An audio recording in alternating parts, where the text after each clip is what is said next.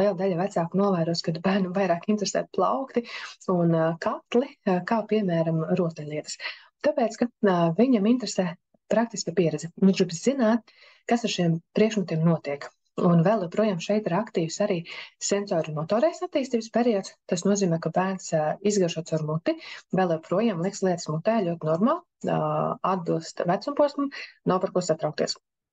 Kā arī šo vecumposmu mēdz saukt arī par tādu dabas likumu eksperimentēšanas laiku, kad bērns pārbauda, kā šie priekšmeti strādā un darbojās un kas ar viņiem notiek. Kā jau stāstīja arī atpakaļ, piemēram, ieskanējās jau šī te vajadzība ap šo te 9 mēnešu vecumu, kad bērns meta zemē, tad šeit būs ļoti izteikti tas, ka bērnam ļoti patiks mest priekšmetus.